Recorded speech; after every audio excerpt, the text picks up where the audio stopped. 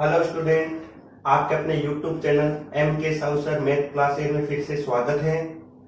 पिछले वीडियो में हमने फलन के बारे में, फलन की शर्तों के बारे में और जो फलन के प्रकार हैं, साधारण प्रकार, वो पढ़े थे, जिसमें निरपेक्ष मान, बहुपदीय फलन, चिन्ह फलन, महत्तम पूर्णांक फलन, उनके बारे में जानकारी प्राप्त की थी। आज की इस वीडियो में हम फलन के प्रकार पढ़ेंगे, लेकिन वो अवयव की समानता के आधार पर होंगे, यानी कि अवयव की समानता के आधार पर फलन के प्रकार, types of function related two elements. ठीक है, अब इसमें कौन कौन से होते हैं, तो इसमें भी आपने 11th क्लास के अंदर पढ़ा होगा, एक एक की फलन, बहु एक की फलन, आच्छादक फलन, अंतर से भी फलन, फिर एक ही और आच्छादक को साथ में लेके थे, एक एक ही आच्छादक फलन पढ़ा था। तो उन्हीं के बारे में वापस डिस्कस करेंगे। देखो, एक ही फलन,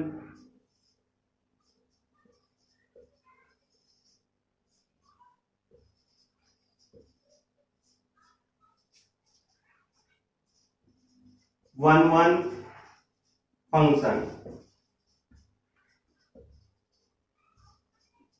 या इंजेक्टिव फंक्शन।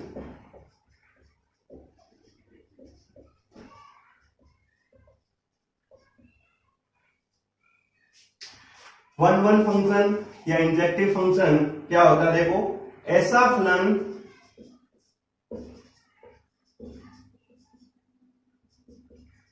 जिसमें प्रांत के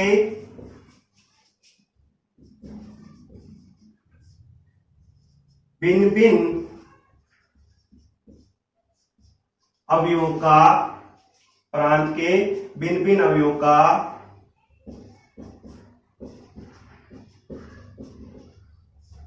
से प्रांत में भिन्न भिन्न प्रतिबिंब होते हैं, तो दिया गया फलन एक ही फलन कहलाएगा। ध्यान रखना है कि क्या होगा कि प्रांत जो दे रखा होगा उसके जितने भी अवयव हैं, यानी कि वो भिन्न भिन्न जो भी अवयव हैं, उन भिन्न भिन्न अवयवों का, यानी अलग अलग अवयवों का से प्रांत के अंदर जो प्रतिबिंब देखेंगे वो भी अलग अलग आएंगे।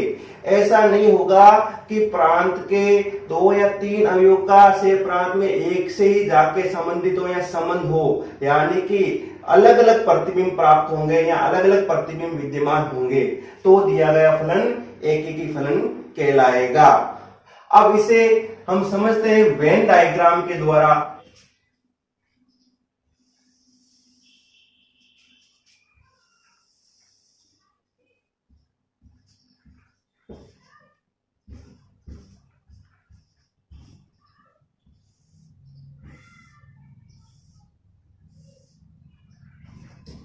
ये समुच्चय है, ये हो गया प्रांत, ये हो गया सह प्रांत, और ये कोई फलन है एफ।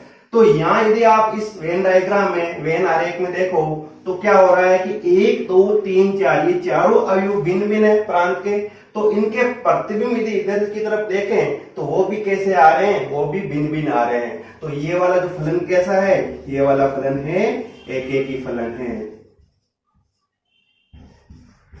अब देखो, एक और देखो,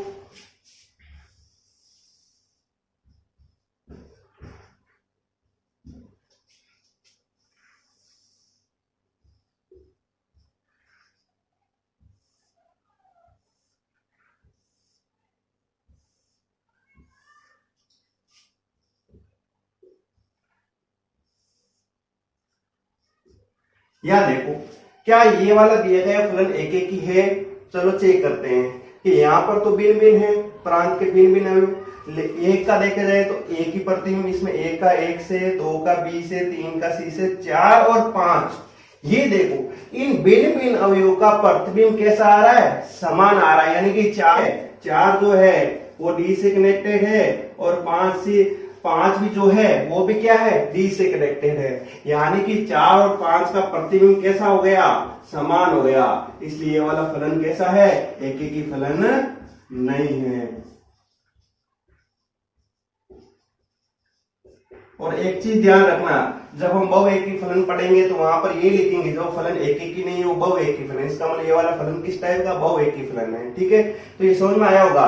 कि क्या होता है कि भिन्न भिन्न अवयव का प्रतिबिंब कैसा होना चाहिए, भिन्न भिन्न होना चाहिए, तब जाके प्राप्त फलन या दिया गया जो फलन होगा वो एकीकी फलन कहलाएगा।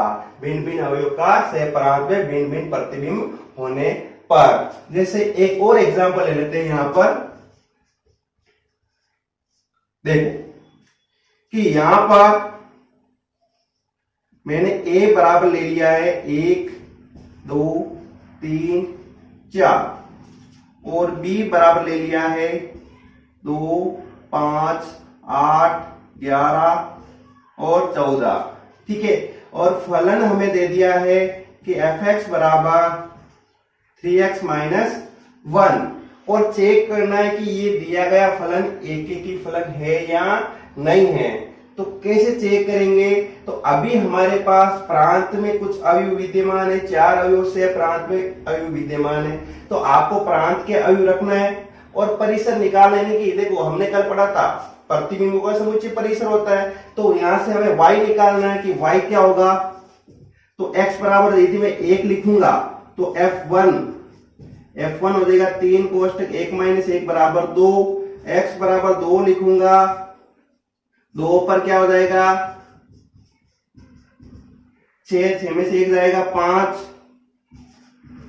x बराबर 3 लिखूंगा तो 3 पर क्या हो जाएगा 9 में से 1 जाएगा 8 और x बराबर 4 लिखूंगा तो 4 पर क्या हो जाएगा यहाँ पर 3 कोष्टक 4 माइनस 1 बराबर 11।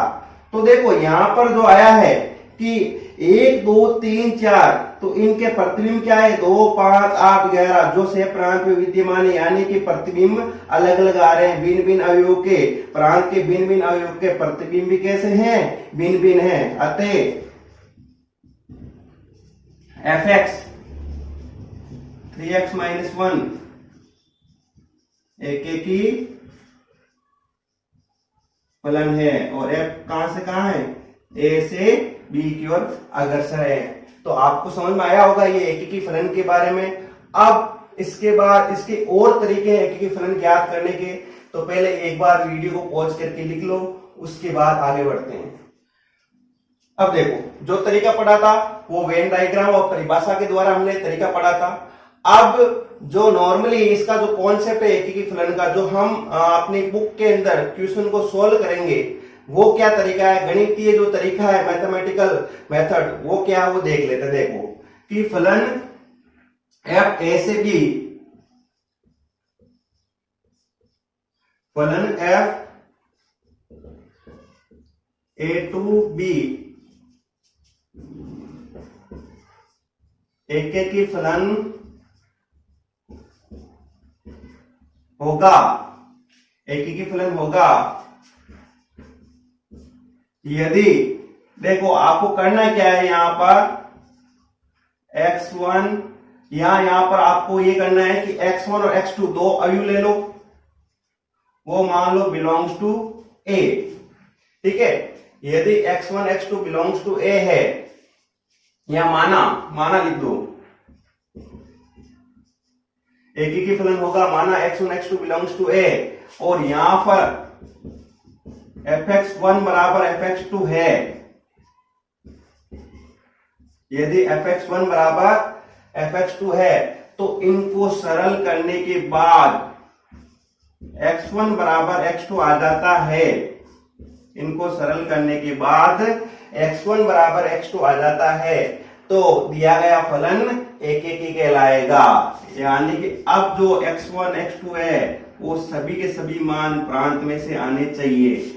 यदि fx1 बराबर fx2 है और इसको हमने सत्य मान के किया है और इसको सरल करते हुए गए और प्राप्त परिणाम आ गया x1 बराबर x2, आपको क्या करना, मानना x1 x2 belongs to a जो प्रांत से विद्यमान है, ठीक है, प्रांत के अंदर से लिए गए दो अवयव है, और fx1 बराबर fx2 है, तो इनको सोल्व करने से यदि x1 बराबर x2 आ जाता है तो हम कहेंगे for all x1 x2 belongs to a, फलन क्या कहलाएगा, फलन एकीकी कहलाएगा। ध्यान रखना ये पहला तरीका इसके अंदर।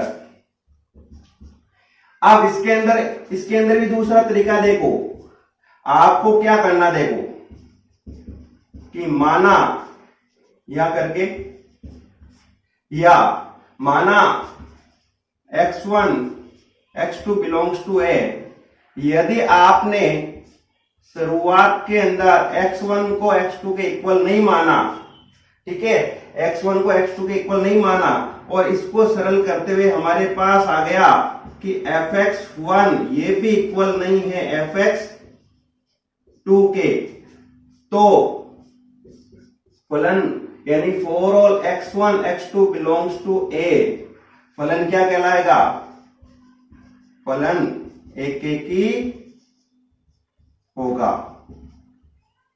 ये दो तरीके हैं मैथमेटिकल तरीके से हमें सोल्व कैसे करना है कि आपको कोई फलन दे देंगे और पूछ लेंगे दिया गया फलन है एकेकी सिद्ध कीजिए, तो आपको दो अवयव x1 x2 बिलोंग्स टू ए प्रांत में से मानना है और पहली कंडीशन fx1 बराबर fx2 को सत्य मान के सोल्व करना है, x1 बराबर x2 आ जाता है तो फलन है। या फिर आप ऐसे भी चेक कर सकते हो कि x1 और x2 को पहले इक्वल मानो ही मत कि इक्वल है ही नहीं, उसके बाद सरल करते हुए यदि आप fx1 is not equal to fx2 लेके आ जाते हो तो फलन क्या होगा? एकेकी होगा। यानी इन दोनों में से कोई भी एक आप विधि अपना करके इक्वेशन को सरल कर सकते हो, ठीक है। तो इसके लिए हम एग्जांपल ले लेते हैं ताकि आसानी से समझ में आ जाए, ठीक है। देखो एग्जांपल है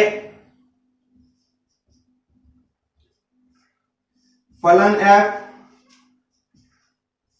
R2 R और fx दे रखा है 3x प्लस 2 और जांचना है कि ये एकेकी है या नहीं है, एकेकी फलन है या नहीं है। तो आपको क्या करना है कि माना ये वाला कॉन्सेप्ट लगा लो, माना x1 x2 अभी इसका प्रांत क्या है? बिलोंग्स टू r, तो x1 x2 belongs to r और मैं इसको सत्य मान लेता हूं। यदि fx1 बराबर है fx2 के, यानी fx1 बराबर fx2 को मैंने सत्य माना, यदि फलन के परिसर बराबर है तो फलन के जो प्रांत वाले अवयव भी बराबर होने चाहिए। इसका मतलब ये है, देखो अब यहां पर देखो fx का मान है 3x प्लस 2, यदि यहां पर x1 लिख दूं तो यहां पर भी x1 आ जाएगा, तो हो जाएगा 3x1 प्लस 2, तो x2 लिखूंगा तो क्या आ जाएगा? 3x2 प्लस 2, तो देखो 2 से 2 कैंसिल आउट हो जाएगा और ये हो जाएगा 3x1 बराबर 3x2 और ये 3 से 3 भी कैंसिल आउट हो जाएगा, तो प्राप्त हो जाएगा x1 is equal to x2।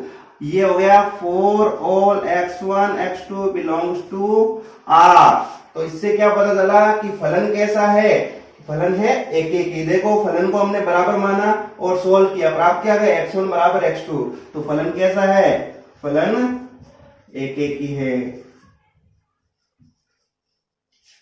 ये समझ में आया होगा आपको, तो वीडियो को पॉज करके एक बार से लिख लीजिए। फॉर एग्जांपल फलन ले लिया f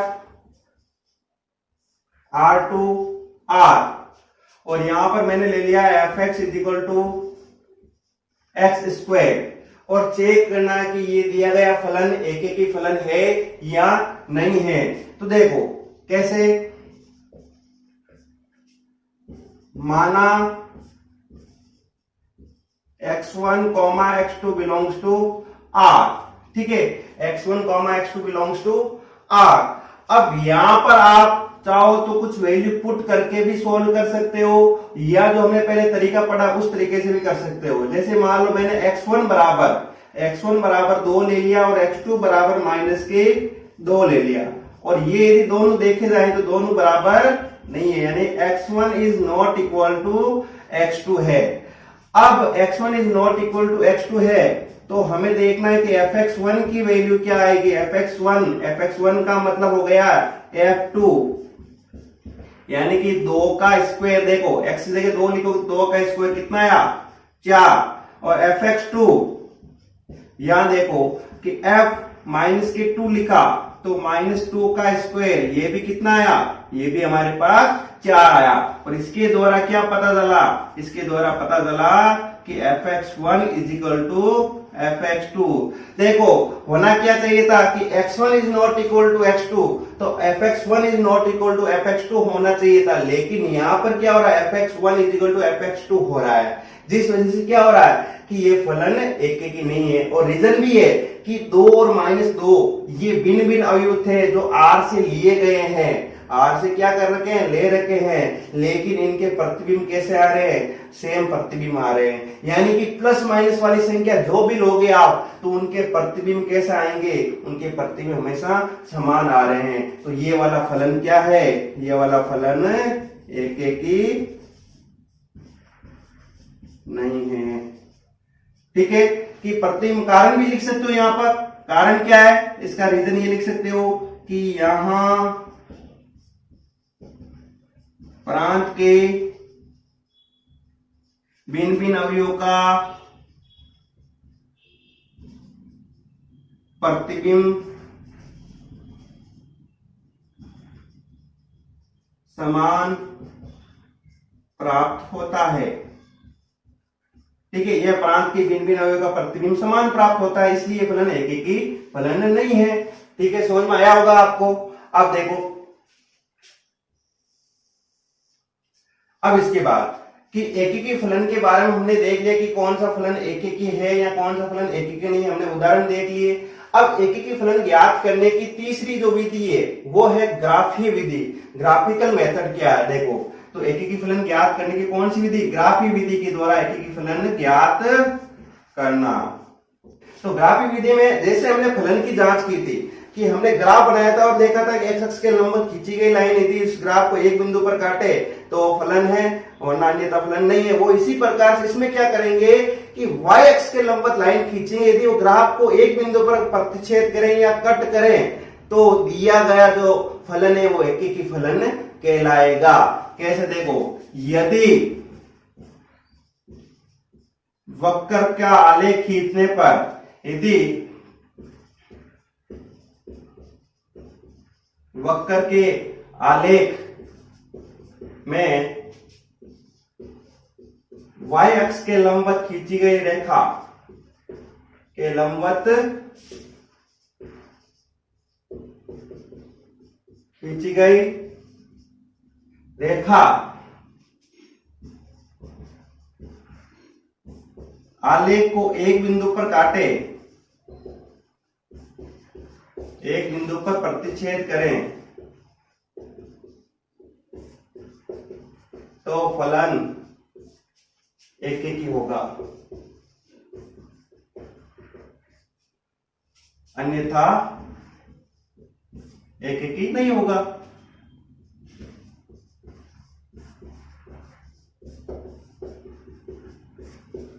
ठीक है, जैसे ये वाले उदाहरण ले लेते हैं fx बराबर एक्स स्क्वायर वाला, ताकि आपको समझ में आ जाए कि फलन एकीकी है या नहीं है। ठीक है, तो ये उदाहरण देखो,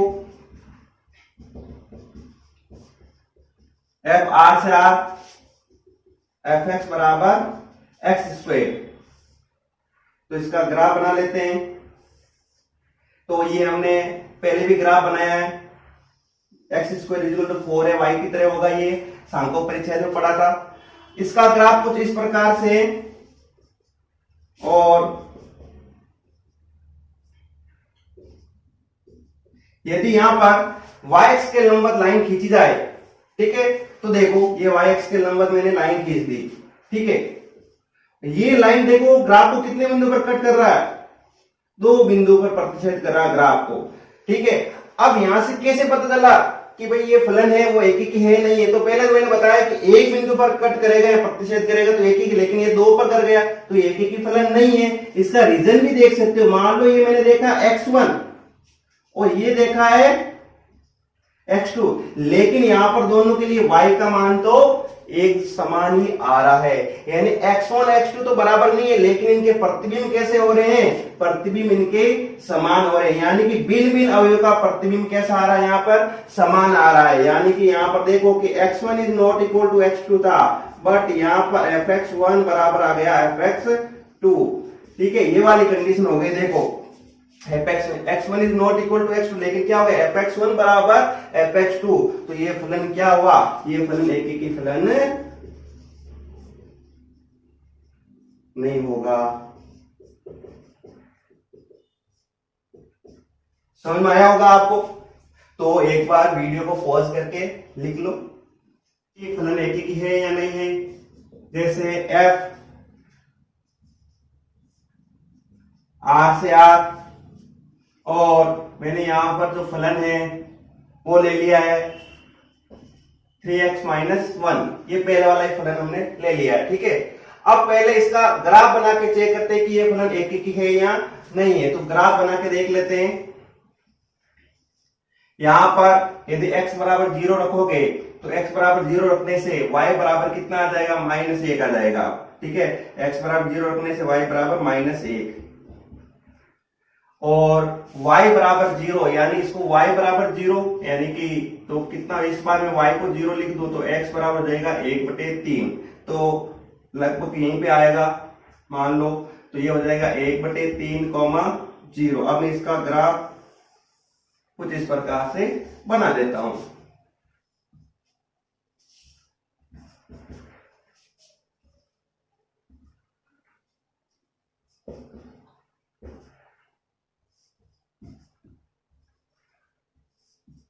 अब इसमें पता लगाते हैं कि ये फलन एकीकी है नहीं, तो आपको करना क्या है, y एक्स के लंबवत लाइन खींचनी है। कहीं पर भी खींच के देखो, चाहे यहाँ खींचो चाहे ऊपर खींचो, कितने बिंदु पर प्रतिच्छेद कर रही है, केवल एक बिंदु पर प्रतिच्छेद कर रही है। यानी कि x के सापेक्ष केवल y का केवल सिंगल मान है, कि x के सापेक्ष y का कितना मान है, सिंगल मान है। ऐसा नहीं कि x के सापेक्ष y के जो x के सापेक्ष है y के दो मान प्राप्त हो गए, यानी x1 x2 के लिए y जो है वो y सेम ही प्राप्त हो रहा है।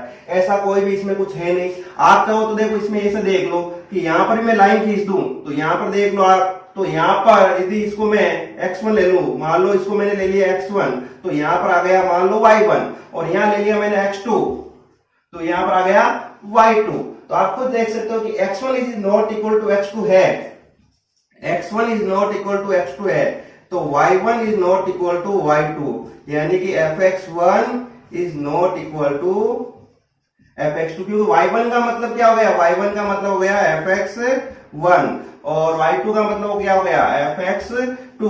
तो यहां से देखो कंडीशन दूसरी वाली की, जब दोनों प्रांत के अवयव जो थे भिन्न भिन्न थे तो उनके प्रतिबिंब कैसे आ रहे हैं, भिन्न भिन्न आ रहे हैं। तो यहां से क्या पता चला, देखो y एक्स के लंबवत लाइन खींचना है, आपको बस एक ही चीज ध्यान रखना है कि y एक्स के लंबवत खींची गई लाइन एक समय में एक लाइन खींची गई लाइन एक बिंदु पर प्रतिच्छेद कर रही है तो एकीकी फलन है, और एक से अधिक बिंदु पर प्रतिच्छेद कर रही है तो एकीकी फलन नहीं है। यहाँ पर देखो मैंने हालांकि दो लाइनें खींची है, ये दो लाइनें ताकि आपको x1 x2 के हिसाब से समझ में आ जाए।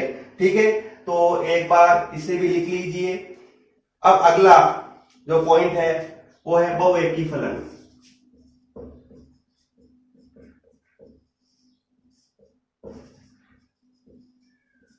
इसको बोलते हैं मेनी वन फंक्शन। देखो इनके इंग्लिश में भी नाम देखो, मेनी वन उसमें था वन वन का मतलब एक का एक, मेनी वन का मतलब एक, यहां से बहुत सारों का एक, मेनी वन यानी बहुत सारों का एक होना, ध्यान रखना, इसलिए इसको बहुएकी बोलेंगे। बहुत सारों का एक होना यानी कि बहुत सारे अवयवों का एक ही प्रतिबिंब यानी समान प्रतिबिंब होना है। बहुत सारे का मतलब दो या दो से अधिक अवयवों का समान प्रतिबिंब हो तो वो फलन क्या कहलाएगा, बहुएकी फलन कहलाएगा। शॉर्ट में समझे इसे कि ऐसा फलन जो एकेकी नहीं हो क्या कहलाएगा, बहुएकी फलन। ठीक है, ऐसा फलन जो एकेकी नहीं हो, बस सिंपल सी बात, जो एकेकी नहीं हो बहुएकी फलन। उदाहरण ले लो 1 2 3 4 ए बी सी, और यहां पर देखो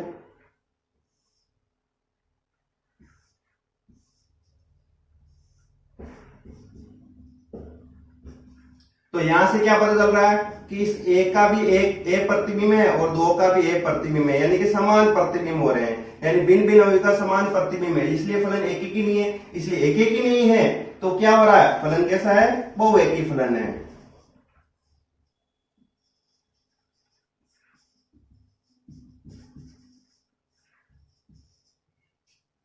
ये देखो, अब इसको और एग्जाम्पल के द्वारा समझ लेते हैं। जैसे f R2R fx बराबर एक्स स्क्वायर जो हमने देखा था, ठीक है। माना x1 x2 belongs to R, और यदि इसको मैं इस कॉन्सेप्ट से कर लूं कि यदि fx1 बराबर fx2 मान के सरल करूं तो देखो क्या आएगा। fx1 बराबर fx2, x जगह x1 लिखना है तो x1 square is equal to x2 square, लेकिन जब स्क्वायर हटेगा तो प्लस माइनस लग जाएगा, यानी प्लस माइनस, प्लस में तो वैल्यू बराबर है लेकिन माइनस में वैल्यू बराबर नहीं है, यानी यहाँ पर क्या प्राप्त हो गया कि x1 is not equal to x2, यानी fx1 बराबर fx2 है लेकिन प्राप्त क्या हुआ, x1 is not equal to x2, यानी प्लस में तो समान प्राप्त होगा लेकिन माइनस में ये दोनों मान कैसे कोई चेंज हो गए, इसलिए x1 is not equal to x2, इसलिए फलन कैसा है, बहु एक ही फलन है, एक ही फलन नहीं है, ठीक है। यानी कि for all x1 x2 belongs to A, यहाँ R फलन कैसा है, फलन बहु एक ही या एक ही नहीं है,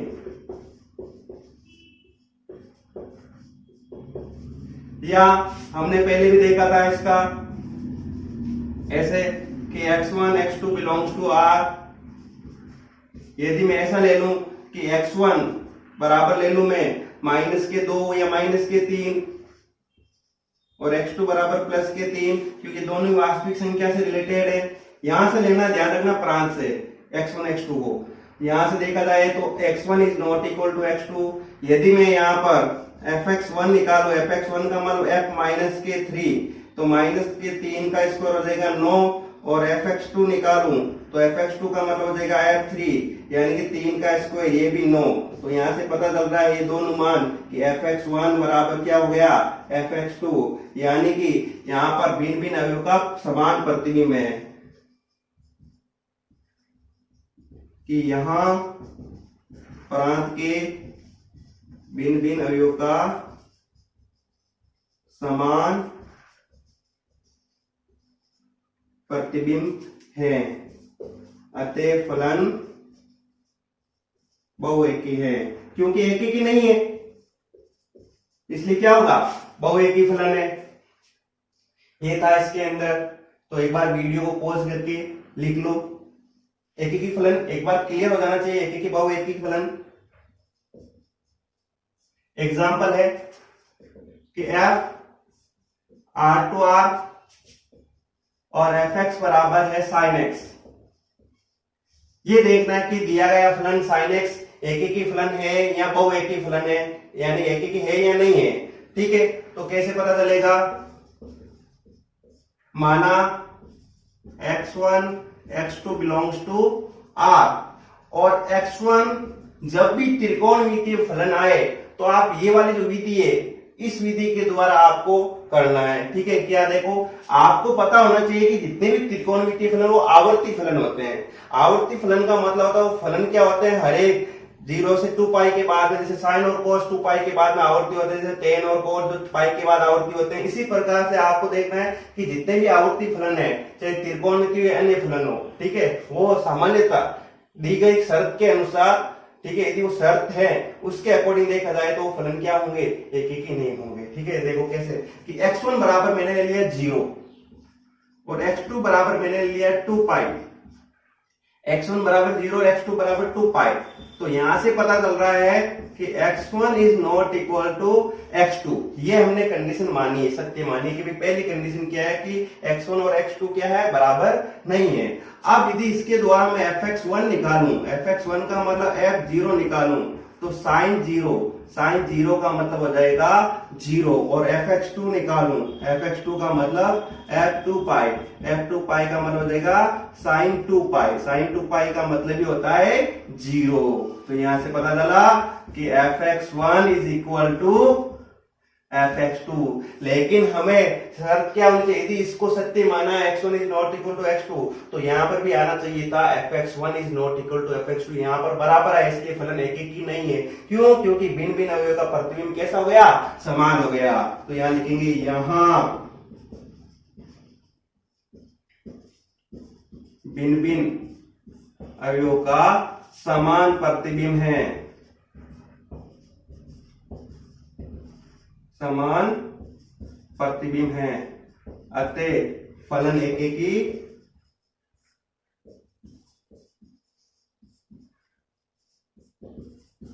नहीं है।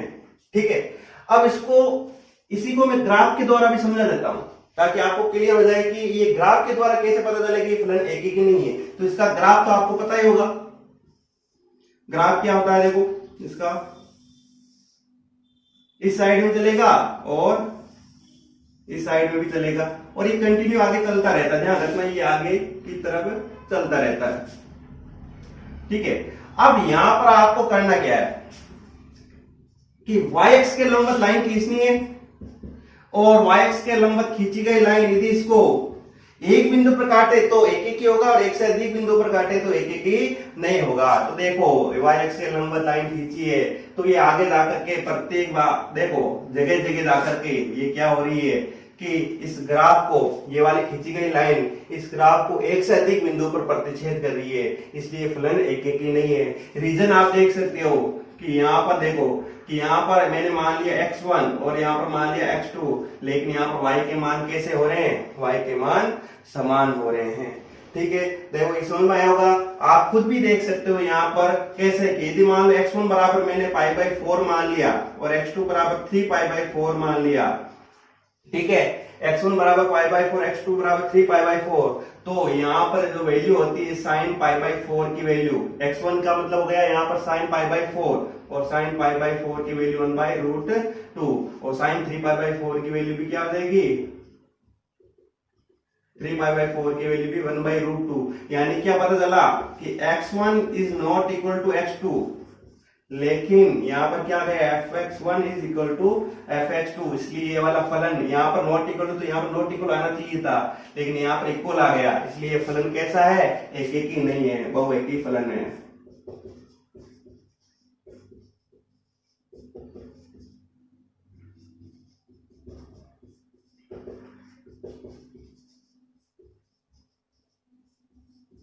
बहुएकी फलन है। ठीक है, तो वीडियो अगला फलन है आच्छादक फलन।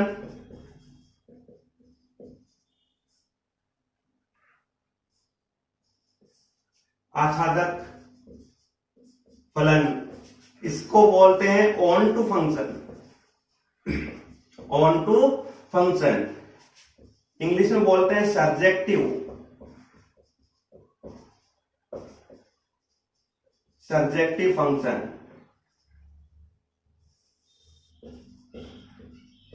ऐसा फलन जिसमें से प्रांत का, जिसमें से प्रांत के प्रत्येक अवयव का प्रांत में कम से कम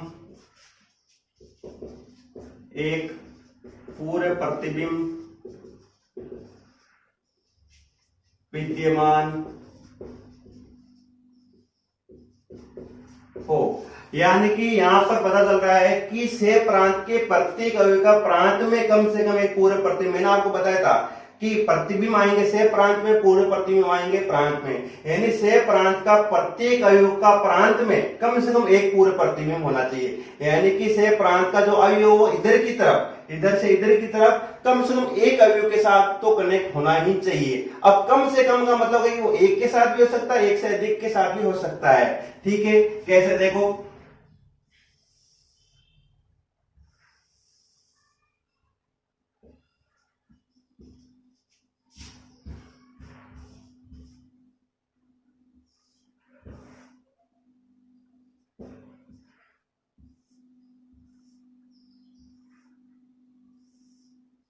ध्यान देखो कि यहां पर फलन f a से b की ओर अग्रसर है, जहां पर पता चल रहा है कि से प्रांत का प्रत्येक अवयव का प्रांत में कम से कम एक पूरे प्रतिबिंब, जैसे a का पूरे प्रतिबिंब 1 है, b का 2 है, c का 3 है, 4 और d का पूरे प्रतिबिंब क्या है 4 है और e का पूरे प्रतिबिंब 5 और 6 दोनों है, यानी कि ऐसा कोई अवयव नहीं है जो सेह प्रांत का, ऐसा कोई भी सेह प्रांत में कोई अवयव नहीं है जिसका कोई पूर्ण प्रतिबिंब इधर की तरफ विद्यमान नहीं है। ध्यान ये रखना है, आपको आच्छादक फलन की जब बात आएगी तो यहां से इधर की तरफ देखना है कि इधर वाले अवयव का इधर की तरफ पूरे प्रतिबिंब है या नहीं है।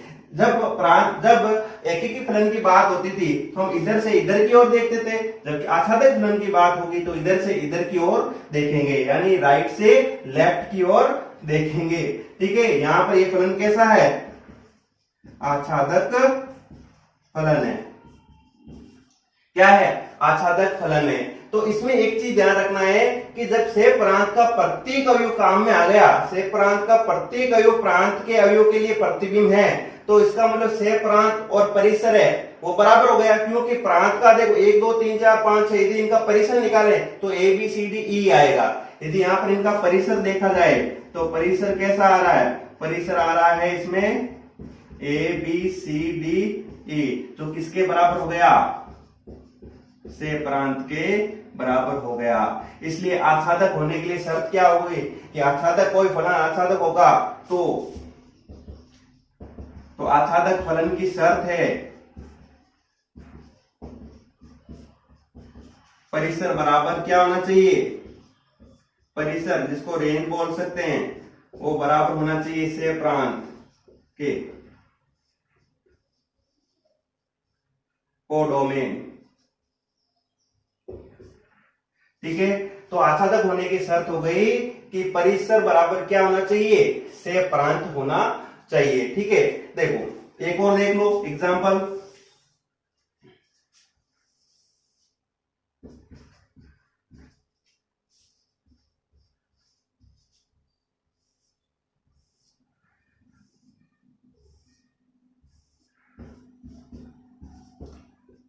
क्या ये दिया गया फलन आच्छादक है या नहीं है, तो कैसे पता चलेगा, तो यहां से देखो कि इधर से इधर की ओर देखना है कि A B C D E प्रत्येक अवयव, यानी कोई इधर छूटना नहीं चाहिए। देखो इधर की तरफ ये छूट गया, सेह प्रांत के लिए छूट गया है, ई का कोई भी पूरे प्रतिबिंब विद्यमान नहीं है, जबकि प्रत्येक अवयव का क्या होना चाहिए, प्रांत में कम से कम पूरे प्रतिबिंब विद्यमान होना चाहिए। तो यहाँ पर क्या हो रहा है कि ई का कोई भी पूरे प्रतिबिंब नहीं है, कोई भी पूरे प्रतिबिंब नहीं है, इसलिए फलन कैसा है, आच्छादक नहीं है, कोई भी पूर्व प्रतिबिंब नहीं है। तो फलन कैसा है, ये फलन है आच्छादक नहीं है। ध्यान रखना, फलन आच्छादक नहीं है। ठीक है, ए का कोई भी पूरे प्रतिबिंब नहीं आ रहा, इसलिए फलन कैसा नहीं है, आच्छादक नहीं है। तो एक बार वीडियो को पॉज करके लिख लो। आच्छादक फलन ज्ञात करने के लिए हमारे पास जो गणितीय तरीका है वो कैसे ज्ञात करेंगे, ठीक है ना, गणितीय विधि से आच्छादक फलन ज्ञात करना है। ठीक है, तो कैसे, आपको फलन दे दिया है f a टू b और मान लो y बराबर fx, आपको कोई फलन दे रखा है fx, x के रूप में फलन है।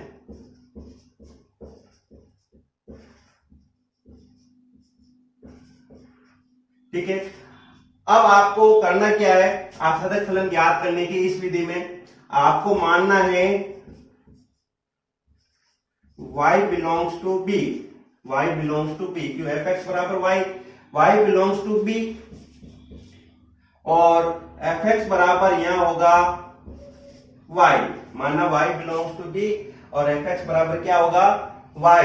इसको आपको सरल करते हुए जाना है और यहां से x बराबर, यहां से क्या निकाल लेना है, x का मान निकाल लेना है और x का मान निकाल लेना y के रूप में फलन, y के रूप में फलन आएगा।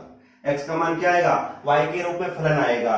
ठीक है, इसको सरल करते हुए x का मान y के रूप में फलन आएगा। अब y के रूप में फलन आएगा जब हम इसको ये लिखेंगे कि for all y belongs to b, तब यहां पर ध्यान रखना है कि ये वाला चिन्ह, इससे बोलते हैं, देखो देयर एग्जिस्ट का मतलब कि सब, जब y के सभी मान b से संबंधित थे तो कम से कम x का एक मान बिलोंग्स टू क्या था, a था। जब y के सभी मान, इसको देखो ध्यान रखना, इसको बोला जाता है देयर एग्जिस्ट।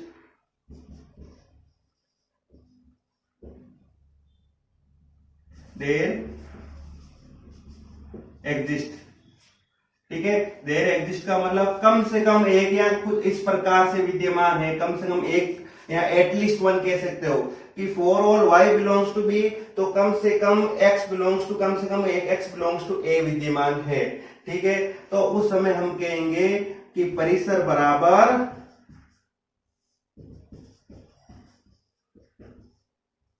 से प्रांत, अतः फलन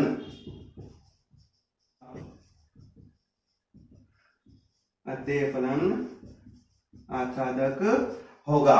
यदि यहाँ पर ऐसा होता, यहाँ पर यदि तीर की ऊपर यदि लाइन की गई थी, ऐसा नहीं होता है कि y के सभी मानों के लिए x का मान उस a में विद्यमान नहीं है, तो परिसर इज नॉट इक्वल टू से प्रांत हो जाएगा उस समय कि परिसर इज नॉट इक्वल टू से प्रांत लिख के लिख देंगे, फलन आच्छादक नहीं है। ठीक है, तो एक बार वीडियो को पॉज करके इसे लिख लो, फिर इसके कुछ एग्जांपल देखो। एग्जांपल के तौर पर देखो कि f दे रखा है q से q, q का मतलब होता है परिमेय संख्या, ये परिमेय संख्या का संकेत है, ध्यान रखना कि परिमेय संख्या से परिमेय संख्या की तरफ अग्रसर है। और fx बराबर है हमारे पास 2x। अब इसको आच्छादक चेक करना है कि आच्छादक है नहीं है, तो इसका लिखने का तरीका देखो कि माना y belongs to q, y belongs to q, यहां से ध्यान रखना y बिलोंग्स टू b लिखा था तो यहां लिखेंगे y बिलोंग्स टू q, और y बराबर यहाँ fx बराबर क्या लिख दें, fx बराबर y या y बराबर fx, और fx का मान किसके बराबर है, 2x बराबर y, तो x बराबर हो जाएगा y अपॉन 2। अब y के जितने भी मान हमने q से लिए, y belongs to q for all, यानी सभी के सभी y कहां से लिए, q से लिए, यानी q का मतलब परिमेय संख्या। यदि y बटे 2 है, यदि मैं यहाँ पर कोई भी परिमेय संख्या लिखूंगा, जैसे 1 लिख दूं चाहे 2 लिख दूं, यानी आएगा वापस बटे में या सिंगल संख्या, यानी प्राप्त संख्या भी क्या आएगी, परिमेय संख्या आएगी, 1 आएगी या 2 आएगी, प्राप्त संख्या भी परिमेय आएगी। और x भी कहां से प्राप्त होना चाहिए, परिमेय संख्या से यहाँ से प्राप्त होना चाहिए, क्योंकि जब y के मान सब यहाँ पर परिमेय संख्या लिखेंगे तो हमारे पास जो x है वो भी क्या आएगा, परिमेय संख्या में, और परिमेय संख्या जो x है वो इसका मतलब किसमें से प्राप्त होगा, q में से प्राप्त होगा, यानी कि तो कम से कम एटलीस्ट y इसके अंदर x बिलोंग्स टू क्या है, x बिलोंग्स टू q है। यदि आप ये चीज नहीं लिखना चाहते हैं तो आप फॉर ऑल लिख करके भी कर सकते हो। ठीक है ना, तो यहाँ पर देखो कि for all y belongs to q, तब x there exist in x का अस्तित्व इस प्रकार से कि x भी q में विद्यमान है। इसका मतलब है कि x का अस्तित्व इस प्रकार है कि x भी किसमें विद्यमान है, q में विद्यमान है, अतः परिसर बराबर से प्रांत। तो फलन कैसा हो गया, फलन हो गया आपके आच्छादक है, फलन कैसा है, आच्छादक है, ये वाली बात है। इसमें फलन की वैल्यू क्या प्राप्त हो गई, आच्छादक प्राप्त हो गई। ठीक है, अब देखते हैं वो। अब जैसे एक और उदाहरण लेते हैं, f r fx बराबर a की घात x। तो देखो इसको कैसे सरल करेंगे, माना y बिलोंग्स टू r और fx बराबर y, तो a की घात x बराबर y। अब यहां पर एक चीज नोटिस करना आप कि x के मान यहां से आने चाहिए, y के मान r में से आने चाहिए, और यहाँ पर क्या कंडीशन होनी चाहिए, आच्छादक होने के लिए परिसर बराबर से प्रांत होना चाहिए, और y होता है, y जो होता है वो होता है परिसर। अब यहाँ पर देखोगे यदि मैंने यहाँ पर लिख दिया x, यदि मैं x r में से कुछ भी लिखूं, x r में से कुछ भी लिखूं, तो e की घात कुछ न कुछ जो भी आएगी, जैसे e की घात 0, e की घात 1, e की घात -2, यदि आप कुछ भी लोगे तो e की घात जैसे 0 ले लिया तो आ गया 1, e की घात 1 ले लिया तो e यानी धनात्मक मान, यदि e की घात -1 भी लोगे तो 1/e, ये भी कोई ना कोई धनात्मक संख्या ही प्राप्त होगी। यानी e की घात में ऊपर आप कुछ भी रखोगे तो इससे e की घात x क्या होगी, ग्रेटर देन 0, और e की घात x ग्रेटर देन 0 है, इसका मतलब y क्या हो रहा है, इज ग्रेटर देन 0 हो रहा है। y कैसा हो रहा है, धनात्मक हो रहा है। y धनात्मक होने का मतलब क्या हो गया कि y 0 से बड़ा, 0 से बड़ा का मतलब हो गया कि y बिलोंग्स टू हो गया r plus, y belongs to क्या हो गया, आर प्लस का मतलब वास्तविक संख्या आएगी जीरो से बड़ी जितनी भी है, लेकिन इसमें से जीरो इंक्लूड नहीं है। यानी कि y के मान कैसा है, धनात्मक मान आए। क्या y के ऋणात्मक मान आए, यानी y परिसर कैसा आया, धनात्मक आया। तो यहाँ पर यदि परिसर की बात करें, जो परिसर आया है वो है हमारे पास r प्लस, जिसमें जीरो इंक्लूड नहीं है, इज नॉट इक्वल टू से प्रांत। क्या से प्रांत के बराबर है? से प्रांत जो है वो r के बराबर नहीं है। यदि यहाँ पर परिसर भी y का मान भी r आ जाता तो हम लिखते हैं परिसर बराबर से प्रांत, लेकिन यहाँ पर क्या हो गया, परिसर r प्लस माइनस जीरो, यानी कि परिसर के अंदर जो मान है वो धनात्मक आए, तो किसके बराबर नहीं, से प्रांत r के बराबर नहीं है। तो फलन क्या है, फलन आच्छादक नहीं है। तो एक बार वीडियो को पॉज करके लिख लीजिए। फंक्शन है हमारे पास वो है अंतरसेपी फलन। अंतरसेपी फलन जिसको बोलेंगे इनटू फंक्शन, यानी कि जो फलन आच्छादक नहीं है वो क्या कहलाएगा, अंतरसेपी। अभी जो एग्जांपल हमने लास्ट में किया था वो आच्छादक नहीं था, इसका मतलब क्या था, अंतरसेपी फलन था। कि जो फलन आच्छादक नहीं है, जो फलन आच्छादक नहीं हो वह अंतरसेपी फलन कहलाता है।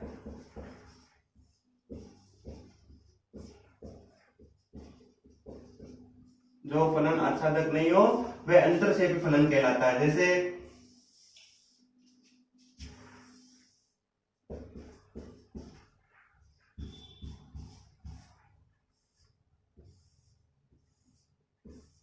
सीधा देख लो इसमें, तो यहां पर क्या हो रहा है, यहां पर हो रहा है ई का कोई पूर्व प्रतिबिंब नहीं है, इसका मतलब ये आच्छादक नहीं है। आच्छादक नहीं है तो ये कौन सा फलन है, ये फलन है आपके अंतरसेपी फलन है। कौन सा फलन है, अंतरसेपी फलन, यानी आच्छादक नहीं है, अतः अंतरसेपी फलन है।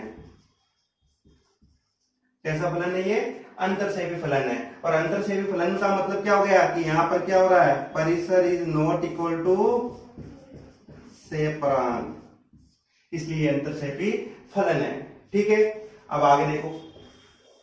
अंतरसेपी फलन के बाद हमारे पास जो चार फलन थे जो इंपॉर्टेंट थे, एकेकी, बहुएकी, आच्छादक, अंतरसेपी, ये कंप्लीट हो गए। अब एक पांचवा फलन है जिसको बोला जाता है एकेकी आच्छादक फलन। दो फलन को मिक्स करके बनाया गया है, एकेकी आच्छादक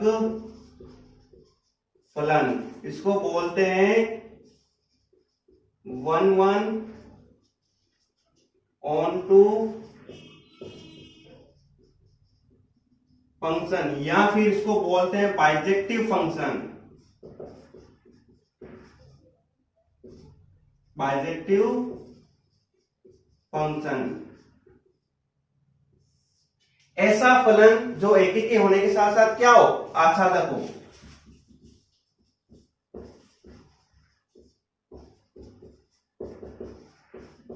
जो एकेकी के साथ साथ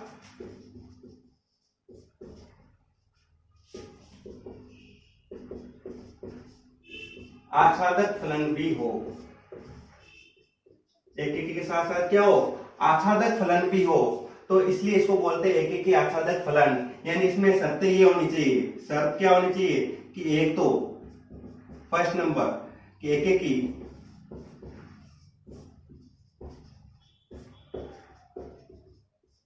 ठीक है फलन होगा जब f, मान लो ये फलन f a से b, मान लो a से b, तो पहले एकेकी के लिए यहां पर क्या मान लेते हैं, माना यानी कि fx1 बराबर fx2 है। यदि ये वाला सत्य माना है और इसको सरल करने से x1 बराबर x2 आ गया, ठीक है, for all x1 x2 belongs to x1 x2 यहां पर होने चाहिए a से संबंधित। तो फलन क्या हो गया, एकेकी के लिए शर्त होनी चाहिए कि fx1 = fx2। तो x1 बराबर x2, तो for all x1 x2 belongs to A. Second number आच्छादक के लिए शर्त क्या होनी चाहिए?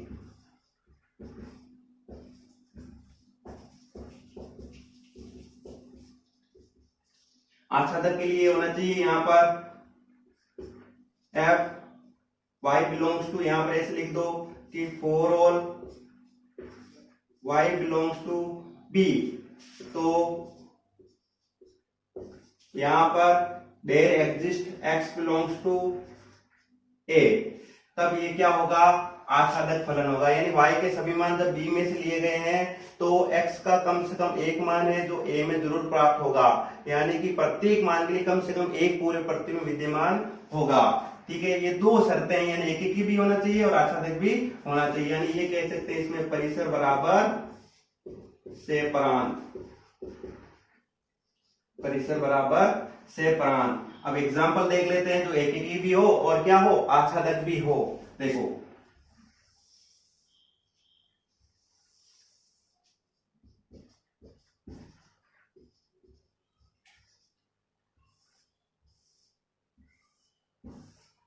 यहां देखो, तो फलन f a टू b में देखो कि पहले एक की जांच करते हैं कि भिन्न भिन्न अवयव का भिन्न भिन्न प्रतिबिंब। यहां पर है 1 2 3 4 का ABCD भिन्न भिन्न प्रतिबिंब है। ये यहां पर इसका मतलब एक ही फलन है, ये भिन्न भिन्न का भिन्न भिन्न प्रतिबिंब है यहां पर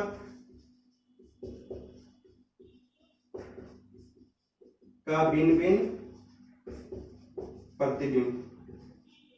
तो फलन कैसा है? एक ही है। और प्लस में साथ के साथ देखो यहां पर से प्रांत के प्रत्येक अवयव का प्रांत में पूर्ण प्रतिबिंब विद्यमान है। से प्रांत के प्रत्येक अवयव का प्रांत में क्या हो रहा है? पूर्ण प्रतिबिंब विद्यमान है। पूर्ण प्रतिबिंब विद्यमान हो गया, इसका मतलब परिसर बराबर से प्रांत।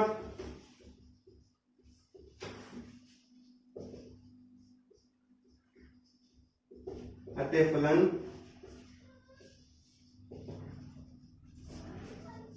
आच्छादक भी है। तो दिया गया फलन कैसा हो गया? एक ही आच्छादक फलन हो गया।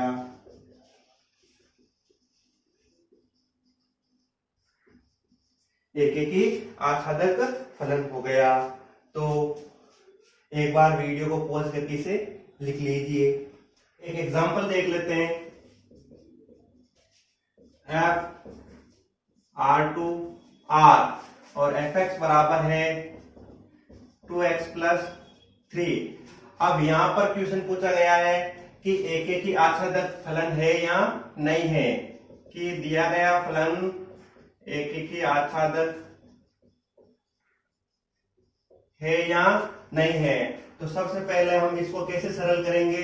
फर्स्ट नंबर हो जाएगा एक की जांच।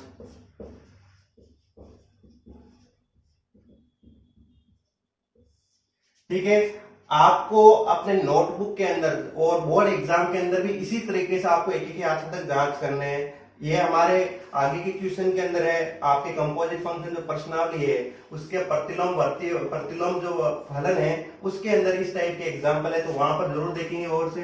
तो यहां पर आपको करना है, माना x1 x2 belongs to r, r का मतलब ये a, माना x1 x2 belongs to r का मतलब ये प्रांत से ले रखे हैं। अब आपको सत्य मान लेना यदि fx1 is equal to fx2, तो ये हो जाएगा 2x1 plus 3 is equal to हो जाएगा 2x2 प्लस 3 से 3 कैंसिल आउट हो जाएगा 2x1 बराबर 2x2। तो यहां से हो जाएगा x1 बराबर x2 for all x1 x2 belongs to r। अतः फलन क्या हो जाएगा? एक ही फलन होगा, यानी कि भिन्न भिन्न का भिन्न भिन्न प्रतिबिंब है। ठीक है, अब सेकंड नंबर जो शर्त है आच्छादक, एक ही आच्छादक में सेकंड आच्छादक की जांच है, वो देखो कैसे करेंगे। आच्छादक की जांच, तो माना y बिलोंग्स टू r। अब यहां पे ये b की जगह है, ये y ले रखा है यहां से, जबकि x1 x2 ले रखे थे यहां से, और y यहां से ले रखा है b में से, b यहां पर भी आ रही है। ठीक है, यदि fx बराबर y ये माना है हमने, तो 2x प्लस 3 बराबर y। अब मैंने आपको बताया था कि इसको सरल करते हुए जाना है और आपको x बराबर कुछ लेके आना है। तो y माइनस 3, तो x बराबर हो जाएगा y माइनस 3/2, y माइनस 3/2। अब आप खुद देखो यहां पर कि मैं y का कोई भी मान लिखूं और वो कहां से, r में से, r का मतलब प्लस वाली संख्या, माइनस वाली संख्या, भिन्नात्मक संख्याएं, पूर्णांक संख्या, सभी प्रकार की संख्याएं कुछ भी रखूंगा तो उसमें से 3 घट करके यदि 2 का भाग लगेगा तो हमें संख्या कोई पूर्णांक प्राप्त होगी, कभी माइनस प्राप्त होगी और कभी परिमेय प्राप्त होगी। प्राप्त क्या होगी, r ही प्राप्त होगी। यदि यहाँ पर देखा जाए तो for all y belongs to r, यहाँ पर क्या प्राप्त हो रहा है कि there exist x belongs to, ये भी r हो रहा है। ठीक है ना, कि यहाँ पर यदि i के सभी मान r में से लिए गए हैं तो x के मान भी r में ही प्राप्त होंगे। या फिर इसको ऐसे भी लिख सकते हैं कि यह तीर के निशान के बाद आप सीधा ऐसा लिखो तो भी चलेगा, कोई दिक्कत नहीं है। ठीक है, तो यहां से ये पता चला कि y के सभी मानों के लिए x के मान भी r में विद्यमान है, यानी कि y के मतलब हो गया कि प्रतिबिंब, यानी कि यहाँ पर से प्रांत के जितने भी वो ले रखे हैं, टोटल जो r ले रखा है उसके लिए पूरे प्रतिबिंब भी प्रांत के अंदर विद्यमान है। इसका मतलब होता है कि कम से कम एक x r में विद्यमान जरूर है। तो यहां से हो गया है कि परिसर बराबर से प्रांत, अतः फलन f(x) 2x + 3 एक आच्छादक फलन है।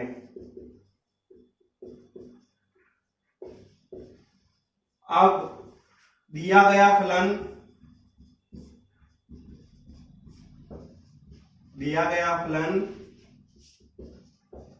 एकेकी के साथ साथ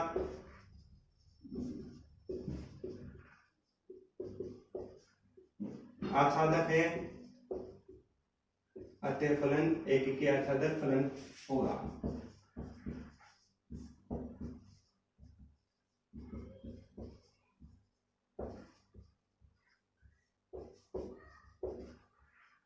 तो ये था इसमें, यानी आप समझो कि ये विधि से ही आपको बोर्ड एग्जाम के अंदर आपको बोर्ड एग्जाम की जो कॉपी, इसी विधि से आपको वहां लिखना है और ट्यूशन भी इसी विधि के द्वारा सॉल्व करना है। ठीक है ना, तो यहाँ पर आप देख सकते हो ये जो तरीका होता है गणितीय तरीका होता है, ये बेस्ट तरीका होता है, मतलब दिखने में बहुत ही अच्छा दिखता है। ठीक है, देखो कि एकेकी की जांच की देखे तो x1 belongs to x2, x1 x2 belongs to r। आपको देखना है कि यहाँ पर एकेकी फलन को x1 x2 से स्टार्ट करना, जो r में से लेना है और सरल करना, fx1 बराबर fx2 करते x1 बराबर x2 लेके आते हो तो एकेकी फलन है। यदि आच्छादक फलन की जांच होगी तो y को b में से लेना है और इसको सरल करते x के रूप में, x का मान सिंगल बना लेना है, इधर y के रूप में फलन बना लेना है। फिर बाद में आपको इस प्रकार से दर्शाना कि y के जितने भी मान जो b में से ले रखे हैं, b का यहाँ पर r है तो x का मान जो r के अंदर, x का कम से कम एक मान r में विद्यमान है। या फिर इसकी जगह आप सीधा ऐसे भी लिख सकते हो परिसर बराबर से प्रांत, तो फलन आच्छादक भी हो गया। तो दिया गया तो फलन है एकेकी के साथ साथ कैसा है, आच्छादक फलन है, इसलिए फलन एकेकी आच्छादक फलन कहलाएगा। तो आज के हमारे जो ये अवयव की समानता के आधार फलन थे वो कंप्लीट हो चुके हैं। ठीक है, यदि आपको मेरा वीडियो पसंद आया तो इस वीडियो को लाइक कीजिए और ज्यादा से ज्यादा शेयर कीजिए। मेरे यूट्यूब चैनल को सब्सक्राइब कीजिए जिससे आपको नए वीडियो की जानकारी प्राप्त हो सके।